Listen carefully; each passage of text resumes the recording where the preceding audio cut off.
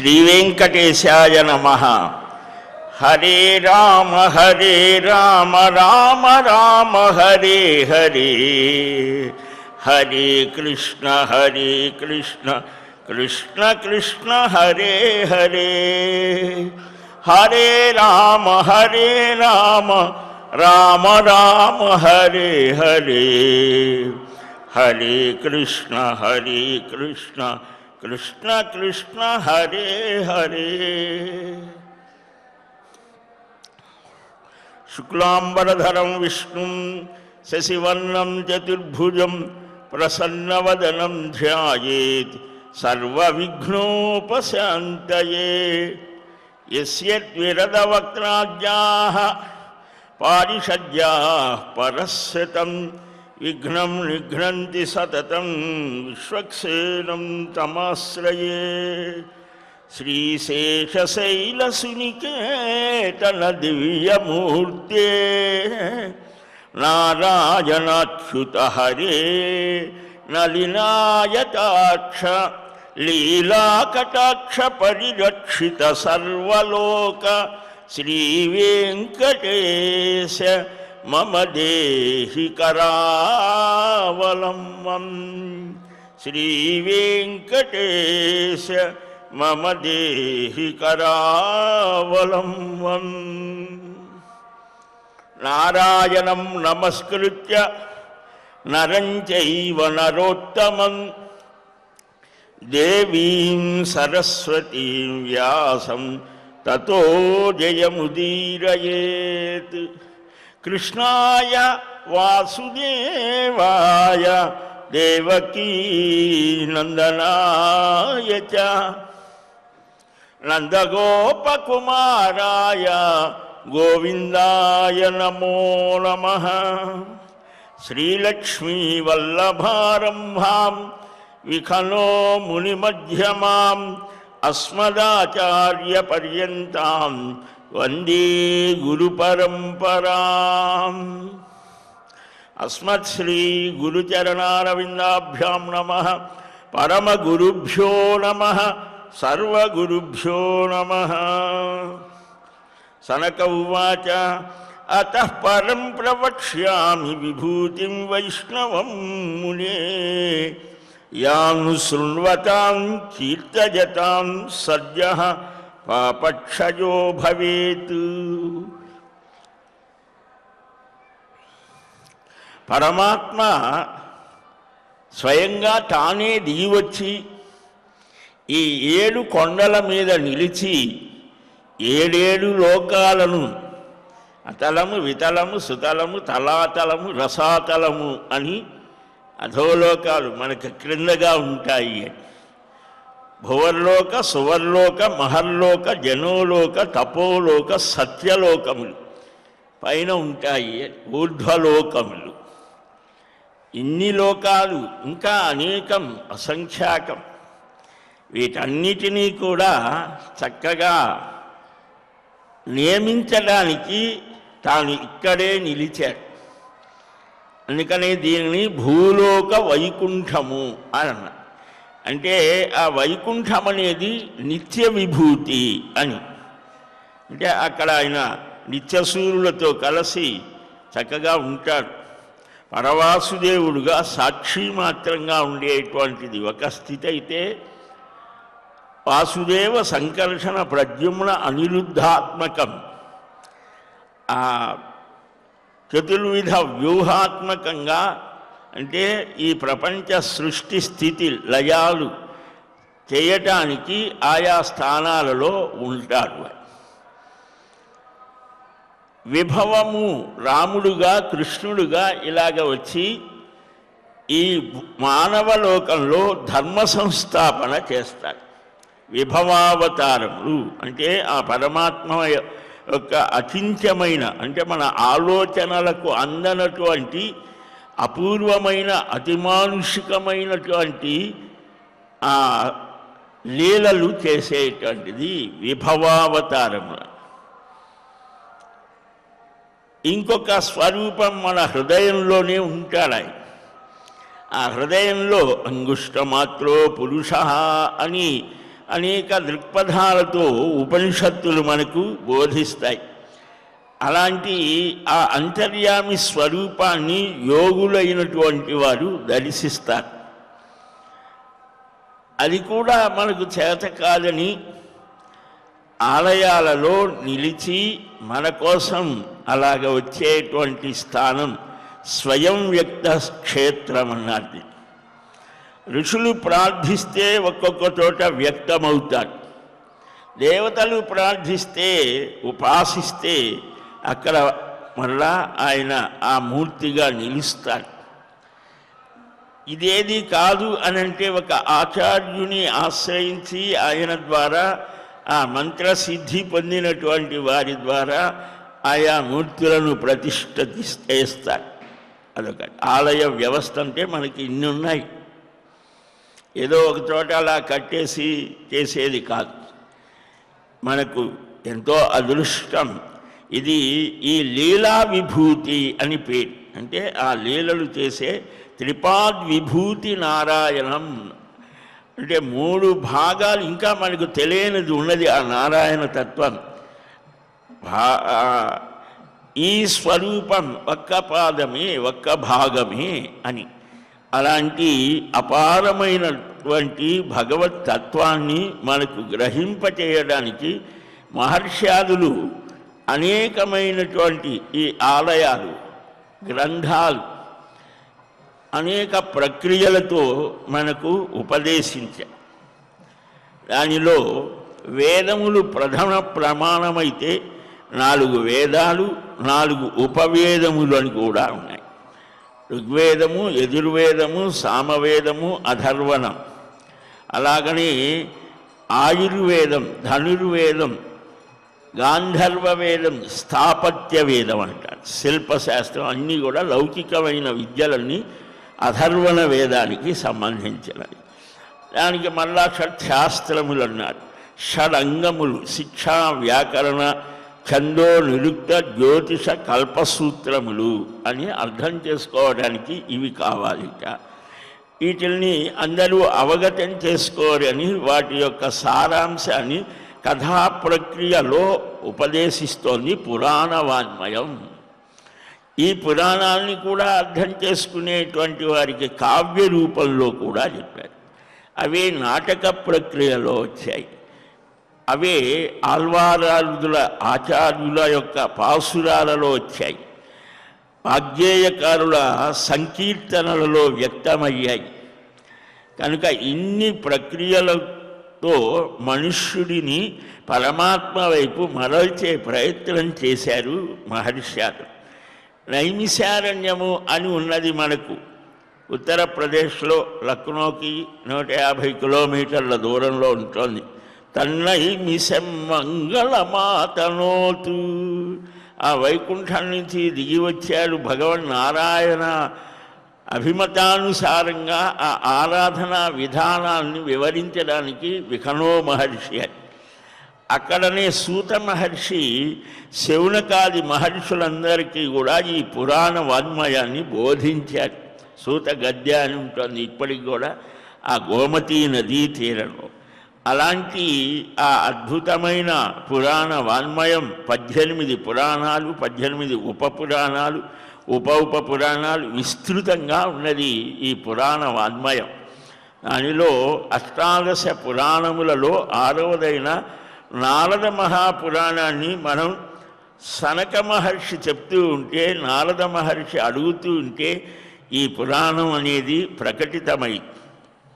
సరే, నిన్న మనం చెప్పుకున్నాం ఆ నారాయణుణ్ణి ఎలాగ తెలిసి కానీ తెలియక కానీ అర్చన చేస్తే, స్మరిస్తే నిర్మలమైన భక్తి కలుగుతోంది. అది చాలా విశేషమైనది అని ఆ భగవత్ ప్రియులైనటువంటి వారు, విశిష్టమైనటువంటి వారు అని చెప్పారు. వేదాంగములు, పురాణములు, న్యాయ, మీమాంస, ధర్మశాస్త్రములు ఆ మహావిష్ణువు యొక్క ప్రతిరూపములుగా తెలుసుకోవాలయ్యా. అంటే ప్రక్రియలు భిన్నంగా ఉన్నా పరమార్థం ఒక్కటే.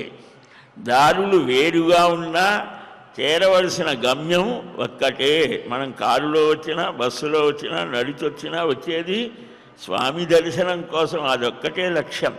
అలాగనే ఆ పరమపురుషుని యొక్క దివ్యమైనటువంటి అనుభూతిని పొందటమే ప్రధానమైనది. ఈ సనక మహర్షి చెప్తాడు, మహావిష్ణువు యొక్క వైభవాన్ని మరికొన్ని విశేషాలు చెప్తానయ్యా. అది వినేవారికి కూడా ఎంతో ఆనందాన్ని కలిగిస్తుంది. పూర్వం వైవస్వత మన్వంతరంలో ఇంద్రుడికి బృహస్పతికి ఒక సంభాషణ జరిగింది, సంవాదం అంటే.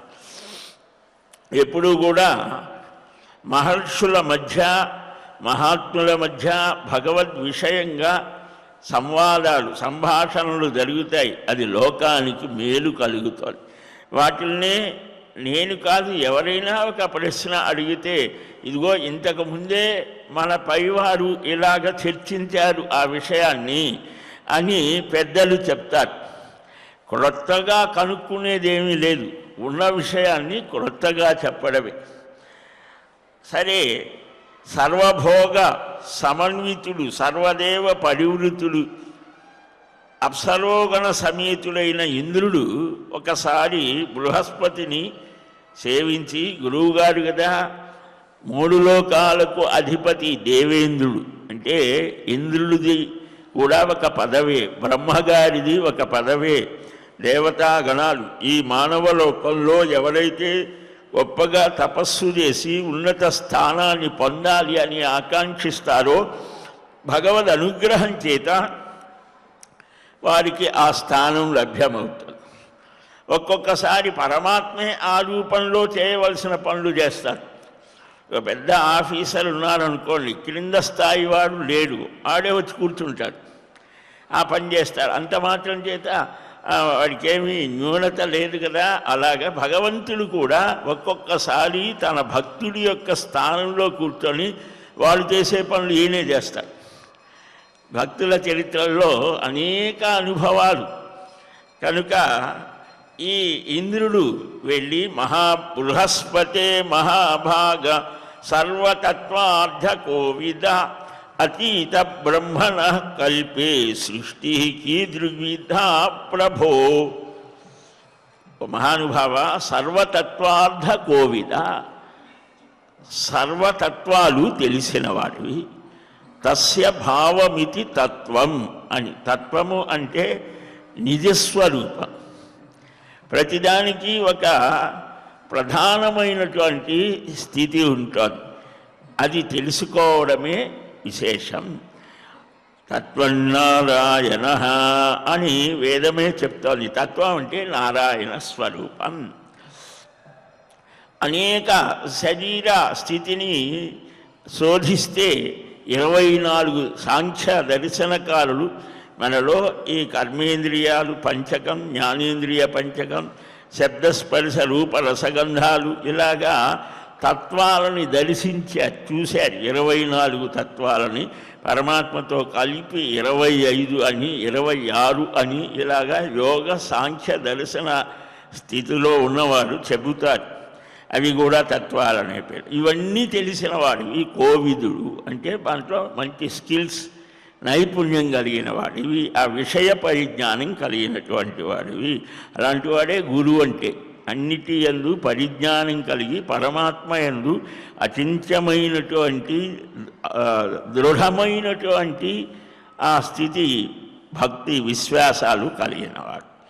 ఓ బృహస్పతి, బ్రహ్మకల్పంలో సృష్టి ఎలాగ ఉన్నది, ఇంద్రుడు అనేవాడు ఎలాగ ఉన్నాడు, దేవతలంటే ఎవరు, వారు చేసే పనులేమిటి, ఇవన్నీ నాకు చెప్పవలసింది అని ఇంద్రుడే వెళ్ళి అడిగాడు. అంటే ఆయన ఎన్నో ఇంద్రుడో, ప్రతి మన్వంతరంలో ఒక ఇంద్రుడు వస్తాడు, ప్రతి కల్పంలో ఒక బ్రహ్మగారు వస్తారు. అందుకనే వచ్చేటువంటి దీనిలో కల్పంలో బ్రహ్మ ఎవరంటే ఆంజనేయ స్వామి.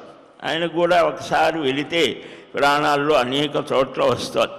ఆ బ్రహ్మలోకం చూసి మనస్సులో ఎక్కడో కొద్దిగా చాలా బాగుందే అనిపించింది.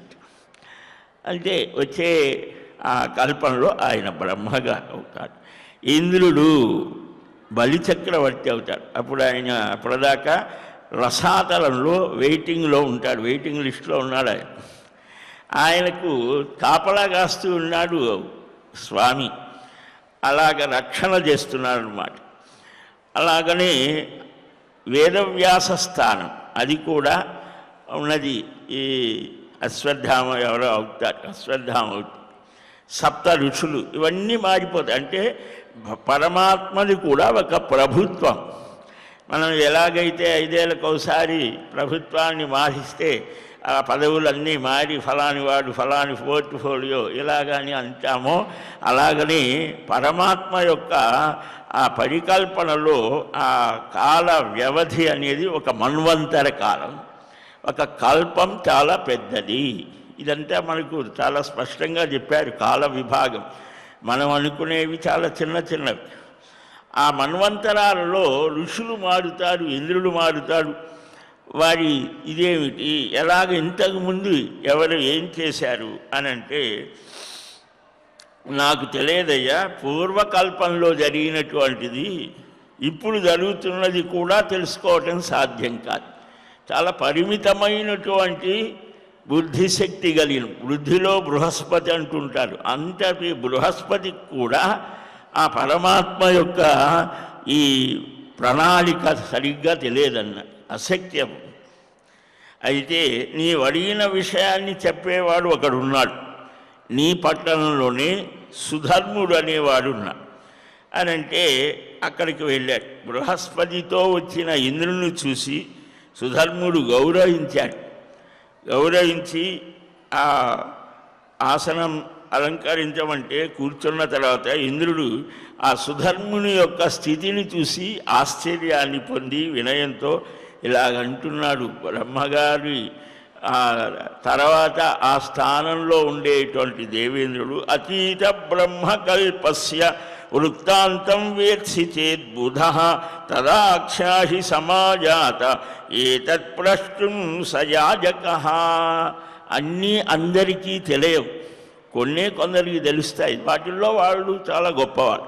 మనకు తెలియని ఇంకోడికి తెలుస్తుంది. అందుకని ప్రతివాడికి ప్రతి విషయంలో ఏదో ఒక దాంట్లో ఒక నైపుణ్యం ఉంటుంది. ఒక నలుగురు మంచి ఎడ్యుకేటర్స్, బాగా చదువుకున్నవారు ఒక నదీ ప్రయాణం చేస్తున్నారు. చేస్తూ ఉంటే ఆ పడవ నడిపేటువంటి ఆయన ఉన్నాడు. ఆయన ముందు తమ గొప్పతనాన్ని ప్రకటించాలని, ఏమయ్యా నువ్వేం చదివావు? నాకే చదువు లేదండి. అరే ఈ జీవితం అంతా వృధా అయిపోయింది. నేను కెమిస్ట్రీలో గొప్పవాడిని, నేను ఫిజిక్స్లో గొప్పవాడిని, నేను తర్కశాస్త్రంలో ఇంతటి అని వాళ్ళేదో చెప్పుకుంటున్నారు. నదులలో ఇప్పుడంటే ఏవో అన్ని కట్టేశారనుకోండి, పూర్వం యథేచ్ఛగా ప్రవహించేవి కదా. మధ్యలోకి వచ్చేసరికి పైనుంచి ప్రవాహాలు వచ్చేవి, వరదలు అంటారు. మధ్యలోకి వచ్చేసరికి వరద వచ్చింది. ఆయన ఒకటే ప్రశ్న అడిగారు, ఏమయ్యా మీకు ఈత చేతవ్వా? ఈత కొట్టడం అయ్యో చేతగా, మీరు ఇందాక నుంచి ఏవేవో అది చేత, ఇదొచ్చా అదొచ్చా, ఇప్పుడు ఈత చేత కాకపోతే మీ జీవితమే అయిపోయింది అన్న. వాడు ఈత కొట్టుకొని వెళ్ళిపోయి వీళ్ళు అయిపోయి. అంటే ఏంటి, ప్రతి వాడికి కూడా ఒక విశేషం ఉంటుంది, దాన్ని మనం గుర్తించాలి. అందుకని ఇంద్రుడు స్వర్గంలో ఉన్న ఆయనే పరిపాలకుడు, ఆయన పట్టణంలో ఉన్న ఇతని విషయం తెలియదు, గురువుగారు చెప్పేదాకా తెలియదు. వీడికి ఇంత పరిజ్ఞానం ఉన్నదా అనుకున్నా. మాకంటే ఎంత గొప్ప జ్ఞానాన్ని సంపాదించావయ్యా, ఇది ఎలాగ సంపాదించా? బ్రహ్మకల్ప వృత్తాంతం తెలిస్తే చెప్పు. గతించిన ఇంద్రాది దేవతలు నీకు తెలుసు కదా. ఇవన్నీ అడిగితే సుధర్ముడు నవ్వుతూ వినయంతో చెప్పాడు. సుధర్మవువాచ చతుర్యుగ సహస్రాణి బ్రహ్మణో దినముచ్యతే ఏకస్మిన్ దివసే శక్రమనవశ్చ చతుర్దశ. మనకు 4000 యుగాలు బ్రహ్మకు ఒక రోజు అవుతుంది. రాత్రి పగలు ఒక్కొక్క 1000 మహాయుగాలు ఒక వ్యవస్థ, 1000 అలాగా 4000 మహాయుగాలు బ్రహ్మకు ఒక రోజు. అలాగా చతుర్యుగ సహస్రాన్ని, దీంట్లో కొద్ది అటు ఇటుగా తేడాలు. అలా ఆ ఒక్కరోజు బ్రహ్మకాలంలో కాలమానంలో 14 మంది మనువులు మారిపోతారు. ఇంద్రులు కూడా 14 మంది ఉంటారు. దేవతలు చాలా విధాలుగా ఉంటారు. ఇంద్రులు మనువులు తేజోబల ప్రభావ సంపదలు సమానంగా ఉంటాయి. ఆ మొదటి మనువు నుంచే మనమంతా వచ్చాం కాబట్టి మానవులు అని. ఆ మొట్టమొదటి మనువు ఆయన చాలా గొప్ప మహానుభావుడు. ఆయన మానవులు ఇలాగ నడవాలి అని ఒక చట్టం తయారు చేశాడు మనకు రాజ్యాంగంలాగా. అదే మనుస్మృతి. మానవులు ఇలాగ నడవాలి అని. అది కృతయుగంలో ఉన్నటువంటిది. కొన్ని విషయాలు అన్ని కాలాలకు వర్తిస్తాయి. వాటిల్లో మనుష్యుడు ఎలాగ నడవాలి, ప్రేమగా ఉండాలి, ఇవన్నీ ఉన్నాయి కదా. సరే, ఆ ఇంద్రులు మనువు, వారిలో మొదటి మనువు స్వయంభువ మనువు. భాగవతంలో వస్తాడు మనకి. స్వయంభువు, స్వారోతిషుడు, ఉత్తముడు, తామసుడు, రజవతుడు, చాక్షుషుడు, వైవస్వత మనువు 7వ వాడు. వైవస్వత మన్వంతరే. మనం సంకల్పం చెప్పుకునేటప్పుడు కూడా చెప్తాం, వైవస్వత మన్వంతరే కలియుగే ప్రథమ పాదే. మనం ఎక్కడ ఉన్నాం? కాల విజ్ఞానం చాలా గొప్పది. అదే మనకి జ్యోతిష్య శాస్త్రం చెప్పేది.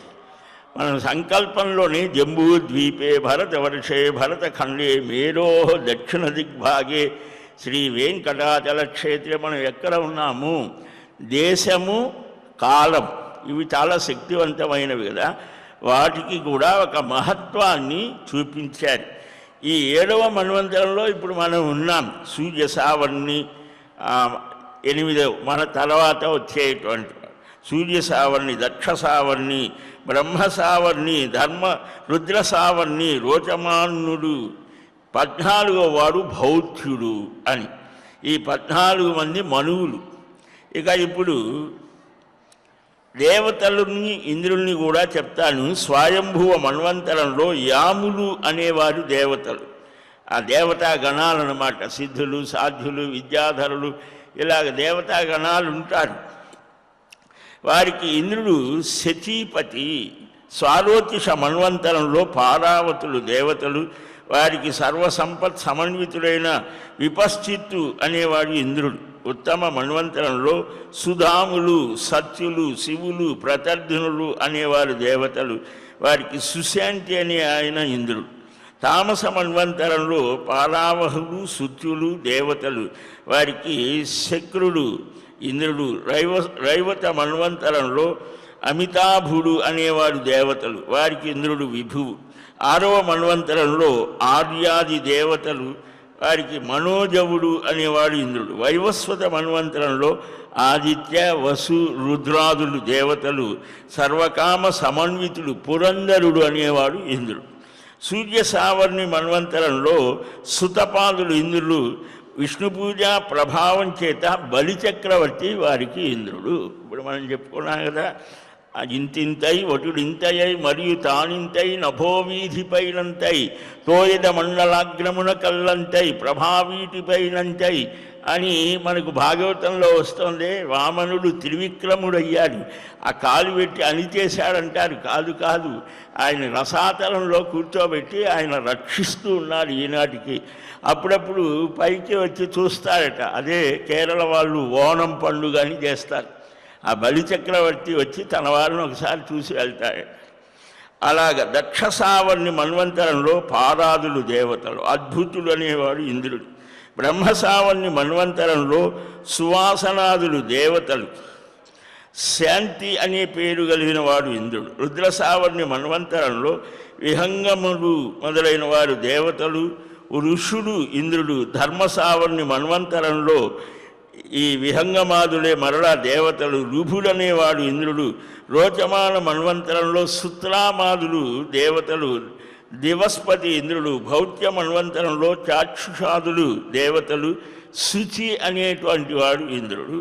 ఇలాగా మనకు 14 మంది మనువులను ఇంద్రులను మనం చెప్పుకున్నాం. దేవతలను కూడా తెలుసుకున్నాం.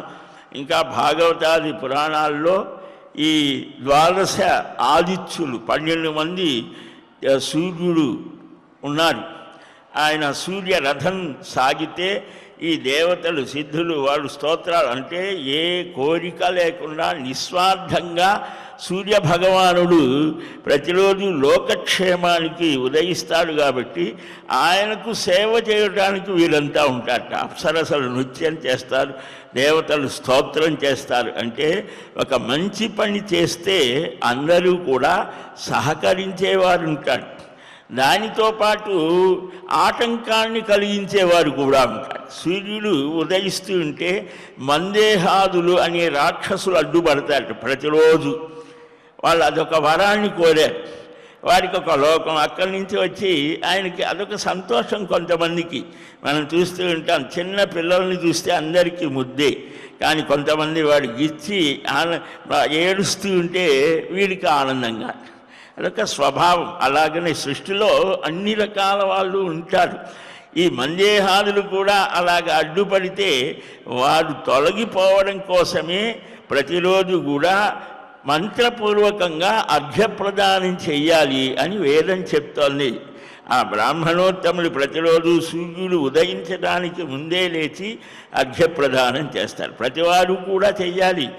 ఆ సూర్యనారాయణుణ్ణి స్మరించాలి. 2 చేతులతో నీరు తీసుకొని ఆ సూర్యుడికి 3 దోసిళ్లతో నీరు సమర్పిస్తే ఆ ఉదయించే సూర్య కిరణాలు మన మీద ప్రసరిస్తే ఆరోగ్యం. వీటి వల్ల ఏవేవో విటమిన్స్ వేసుకునే బదులు అలాగ చేస్తే ఆరోగ్యం అని. సరే, అహమాసం పురాశక్ర గృధ్ర పాపో విశేషత స్థితశ్చ భూమి భాగే వై అమీధ్యామిష భోజన. ఇలాగ సృష్టి ఒకే విధంగా ఉంటుంది. అన్ని కాలాలలో కొద్ది మార్పులతో సాగుతోంది. ఈ సృష్టికర్తలు చాలామంది ఉంటారు. వారి సంఖ్యను జ్ఞానులు మాత్రమే తెలుసుకోగలరయ్యా. ప్రతి మనుష్యుడికి రావలసినటువంటి ప్రశ్న ఏమిటి? ఈ సృష్టి ఎలాగ వచ్చింది? సైంటిస్టులకు కానీ ఈ వేదాధ్యయనవేత్తలు కానీ మహర్షులకు కానీ అందరికీ వస్తున్నటువంటి రావలసినటువంటి ప్రశ్న ఏమిటి? ప్రపంచం అసలు ఎలాగ వచ్చింది? దీనికి ఎవరు ఆధారం? మన జన్మకు కారణమేమిటి? ఇవి చెప్పేవి తత్వశాస్త్రం అంటే. అదే వేదాంతం అంటే. అదేదో పారిపోయేది కాదు. ఈ విషయాలు చక్కగా మనం అర్థం చేసుకుంటే మన జీవితాన్ని ఎలాగ గడపాలనేది తెలుస్తుంది. ఎలాగైనా గడపవచ్చు, అది వేరే విషయం. హాయిగా నేను చెప్పుకున్నాం కదా, ఒకడేమో హాయిగా ఇష్టం వచ్చినట్టు తిరిగాడు, మరొకడేమో అన్నదమ్ములలోనే ఒకడు చక్కగా ఆ తల్లిదండ్రులు చేసినటువంటి ధర్మ కార్యాలను నిరంతరం చేస్తూ తాను కూడా ఉత్తమ గతిని పొందాడు. సరే, ఇలాగా బ్రహ్మలోకంలో ఉంటే చాలామంది బ్రహ్మలు పోయారయ్యా, లెక్కించలే. స్వర్గానికి వచ్చిన తర్వాత 4 మనువులు గతించారు. నా సంపద ఎంతో విస్తారమైనది, ఇంకా 100 కోట్ల యుగాలు నేను ఉండాలి అని అన్నా. అంటే అప్పుడు మరలా కర్మభూమికి వెళ్తాను. అంటే మనలో ఈ ఆసక్తి, వాసనలు అంటారు, సంస్కారం. వాసనలు అంటే ఆలోచనలే, దుర్వాసన సువాసన అని కాదు. వాసన అంటే ఒక సంస్కారం. నాకు అది కావాలి, ఇది కావాలి అనే కోరిక ఉన్నంత వరకు ఈ తిరుగుతూ ఉంటాం, చక్రంలో తిరుగుతూ ఉంటాం, ఎక్కడో అక్కడ ఒక చోట ఉంటాం. కనుక ఇప్పుడు మరలా కర్మభూమికి వెళ్తాను. నేను అక్కడ పూర్వం చేసినటువంటి ఒక పుణ్యం ఒకటి ఉన్నది. అది ఏమిటి అని అంటే, ఒక పాపభూయిష్టమైన గ్రద్ద జన్మలో ఉన్నాను. గ్రద్ద బాగా పెద్ద ఆకాశంలో పైన ఎగురుతోంది, కానీ దాని చూపు ఎక్కడ ఉంటుంది? వ్యర్థమైన పదార్థాల మీద. మనకు కూడా చాలా పెద్ద పెద్ద భావాలు, మాటలు చెబుతాను, కానీ చేతల్లోకి వచ్చేసరికి సంకుచితంగా. అదే వదిలించుకోవాలి. ఈ గ్రద్దగా ఉన్నప్పుడు అయోగ్యమైనటువంటి ఆహారాన్ని భుజిస్తూ సంచరిస్తూ ఉంటే, ఒకసారి విష్ణు మందిర ప్రాకారంలో ఉంటే ఒక వేటగాడు బాణంతో కొట్టాడు.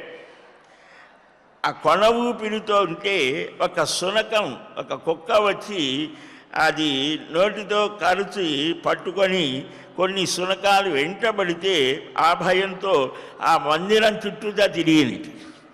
అంటే ప్రదక్షిణ చెయ్యాలని కాదు, అప్రయత్నంగా అలాగ తిరిగి, అలా భయంతో తిరిగితే జగన్మయుడు జగదంతర్యామైన శ్రీమన్నారాయణుడు ఈ మాత్రం దానికే సంతోషించి ఆ శునకానికి నాకు పరమపదాన్ని ఇచ్చాడు.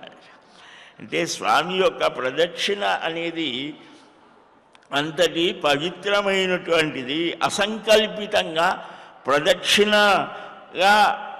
ప్రదక్షిణ రూపంలో తిరిగితేనే ఇలాంటి ఫలం అయితే, ఇంకా పరమభక్తితో అర్చిస్తే సేవిస్తే ఎంత ఫలం అని ఇలాగ సుధర్ముడు చెబితే సంతోషించి హరిపూజ పరాయణుడయ్యాడు.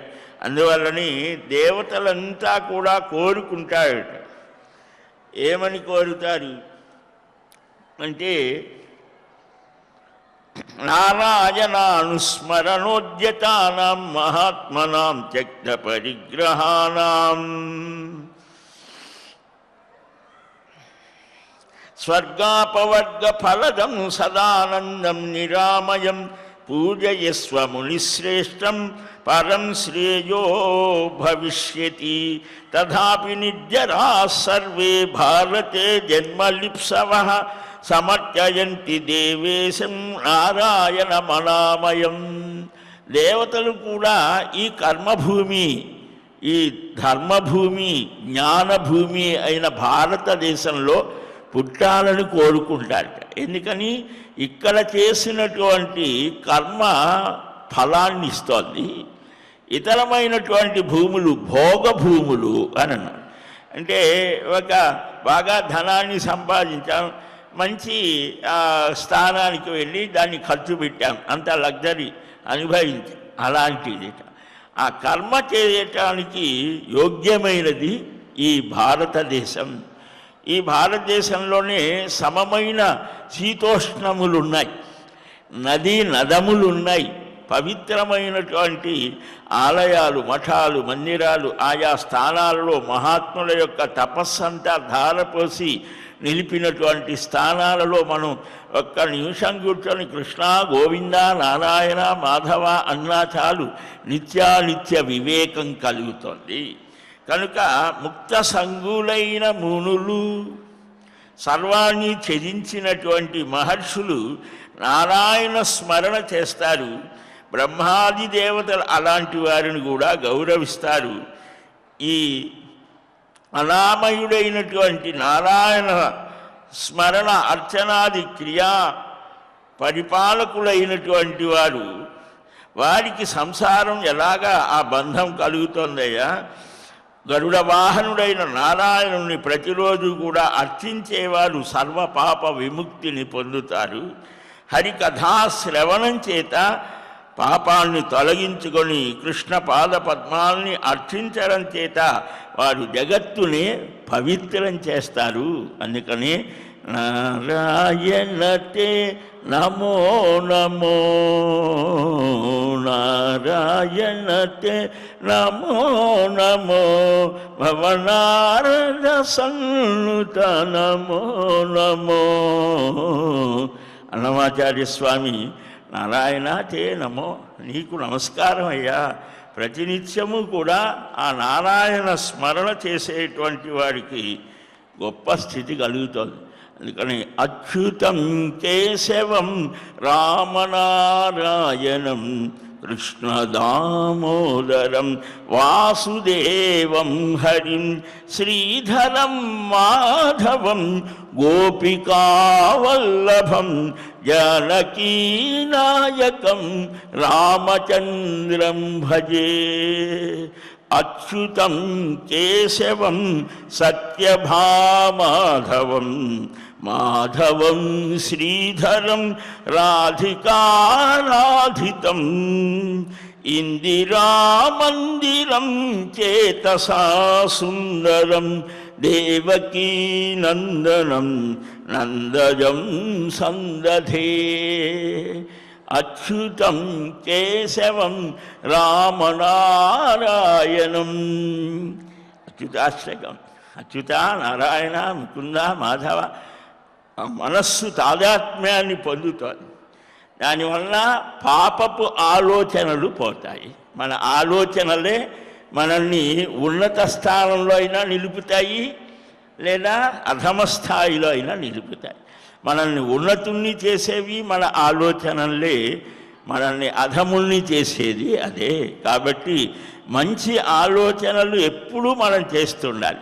అందుకనే నిరంతరం ఆ భగవత్ సంబంధమైన గాథలు వినటం, భగవద్ ఆరాధనం, భగవత్ కథాశ్రవణం చేయడం.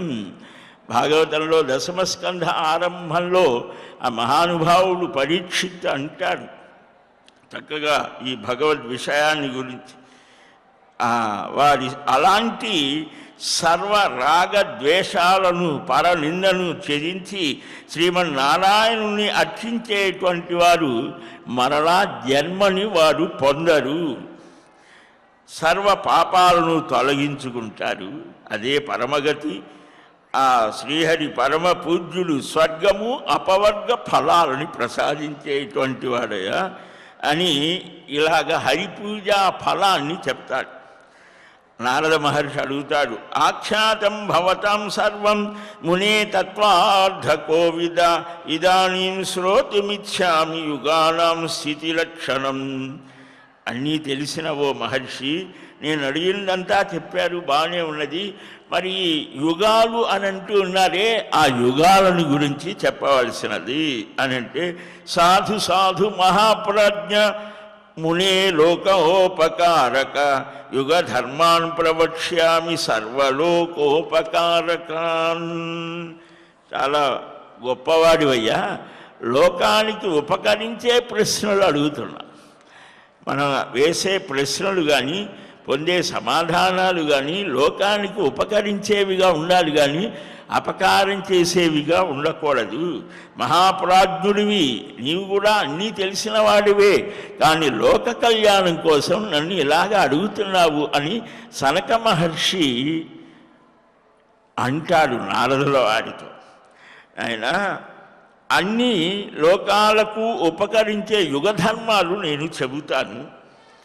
నేను భూలోకంలో ఒక్కొక్క సమయంలో ధర్మం బాగా వృద్ధి పొందుతుంది, ఒక్కొక్క సమయంలో క్షీణిస్తుంది. ఆ వృద్ధి హ్రాసం ప్రతిదానికి ఉంటాయి.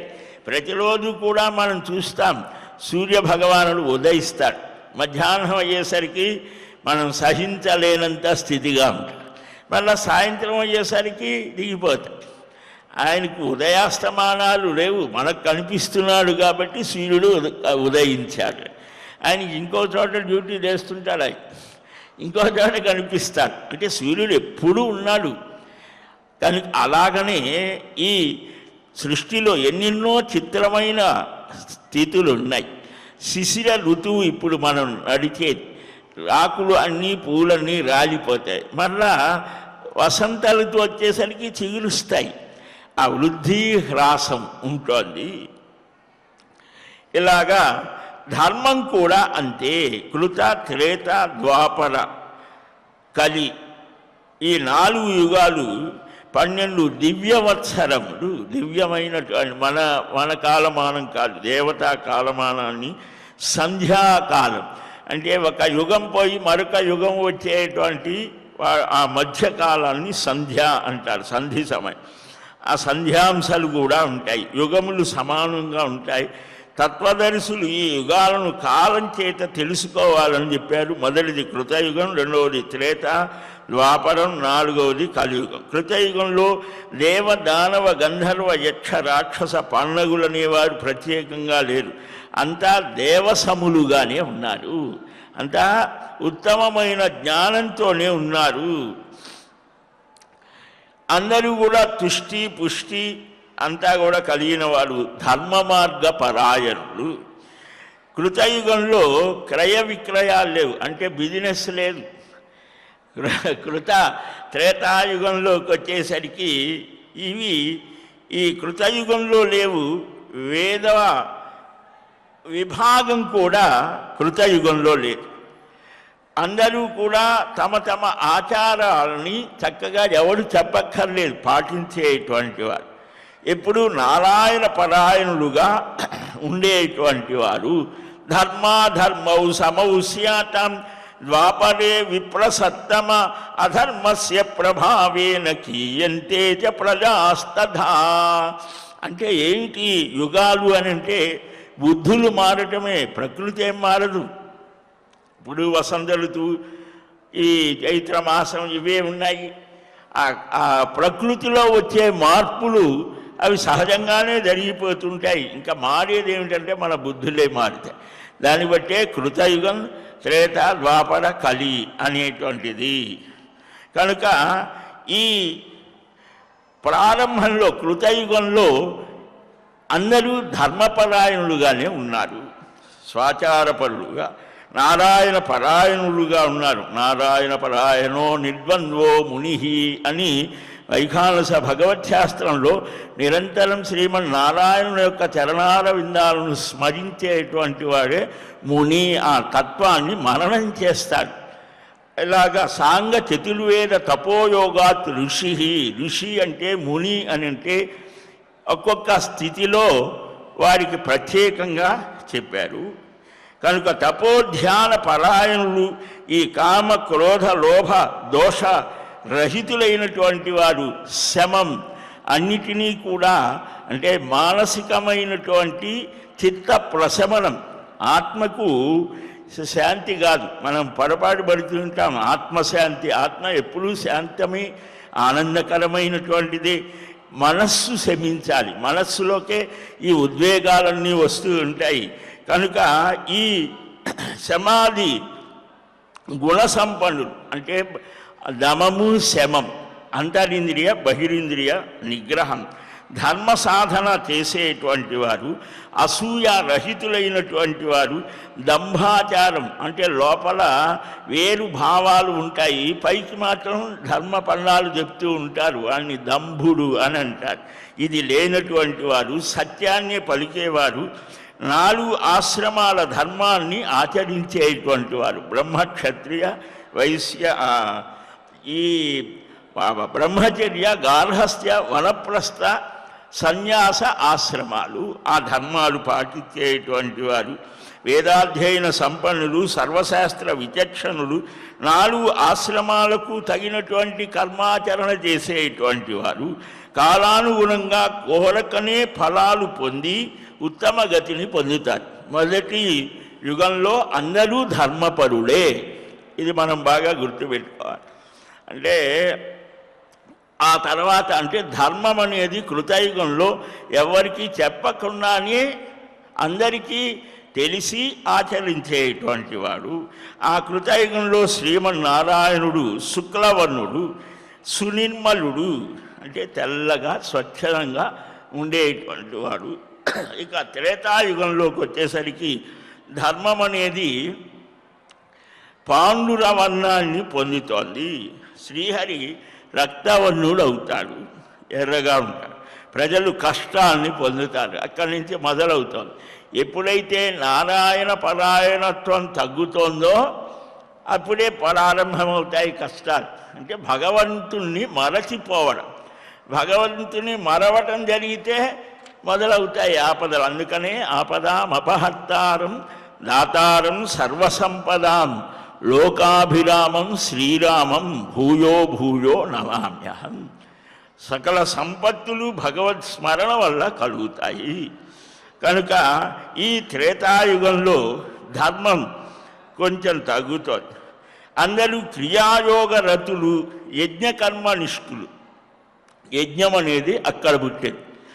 ప్రారంభంలో కృతయుగంలో అక్కర్లేదు, ధ్యాన స్థితిలోనే వారు పరమాత్మ అనుభవాన్ని పొందేవారు. త్రేతాయుగం వచ్చేసరికి అందరూ కలిసి చేసే ఒక ప్రక్రియని మొదలుపెట్టారు, అదే యజ్ఞకర్మ. ఈ త్రేతాయుగంలో సత్యవ్రతులు, ధ్యానపరులు, ఎప్పుడు ధ్యాన పరాయణులుగా ఉంటారు. అంటే అన్ని రకాల సాధనలు ఉంటాయి, వారు చేసేటువంటి స్థితిని బట్టి మారుతూ ఉంటుంది ఏది ప్రధానమనేటువంటిది.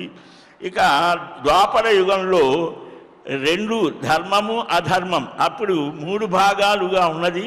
ద్వాపరంలోకి వచ్చేసరికి ఈ ధర్మము అధర్మం, ధర్మాచరణ చేసేవారు 50% ఉంటే అధర్మాచరణ చేసేవాళ్ళు కూడా 50% ఉన్నారు. రెండు నువ్వా నేనా అన్నట్టుగా ఉంటారు. మనం చూస్తాం కదా, యుధిష్ఠిరో ధర్మమయో మహాద్రుమః దుర్యోధనో మన్యుమయో మహాద్రుమః. ఒక వృక్షాలతో పోల్చారు. ధర్మరాజు ధర్మ వృక్షానికి సంకేతం. అలాగనే దుర్యోధనుడు కోపవృక్షం. మన్యు అంటే కోపం, వేదంలో మన్యు సూక్తం అని కూడా ఉంది. కోపానికి కూడా ఒక దేవత ఉన్నాడు. కాబట్టి ఆ రెండిటికి పోరాటం, దాంట్లో ధర్మానికే జయం అనేది అక్కడ మహాభారతం యొక్క విశేషం. ఇక కలి అనేటువంటిది ఈ కలిలో ఎలాగ ఉంటుంది, ద్వాపరంలోనే ఈ కలి యొక్క లక్షణాలు కనిపిస్తూ ఉంటాయి. ఇక్కడికి వచ్చేసరికి మారిపోతుంది అనేటువంటిది. కలవు కల్మషతిత్తానం ఇప్పుడు ఎలాగ ఉంటుందో మొదటి పాదంలోనే ఉన్నాం. దీని స్థితి నుంచి మనం ఎలాగ బయటపడాలి, ఏ విధంగా ఉండాలనేటువంటిది ఈ నారద పురాణంలో చెప్పిన విషయాల్ని క్రమంగా గ్రహిద్దాం. హరే రామ రామ రామ హరే హరే, హరే కృష్ణ కృష్ణ కృష్ణ హరే హరే. హరే రామ రామ రామ హరే హరే, హరే కృష్ణ కృష్ణ కృష్ణ హరే హరే. స్వస్తి ప్రజాభ్యః పరిపాలయంతాం న్యాయేన మార్గేణ మహీమహీషాః. గోబ్రాహ్మణేభ్యः శుభమస్తు నిత్యం. లోకాः సమస్తాः సుఖినో భవంతు. శ్రేయఃకాంతాయ కళ్యాణనిధయే నిధయేర్థినాం. శ్రీవేంకటనివాసాయ శ్రీనివాసాయ మంగళం. బలం విష్ణోః ప్రవర్ధతాం. సర్వం శ్రీకృష్ణార్పణమస్తు. వాసుదేవ నారాయణ ముకుంద మాధవ శ్రీహరి గోవింద వాసుదేవ. ఏడుకొండలవాడ వెంకటరమణ గోవింద గోవింద గోవింద గోవింద గోవింద.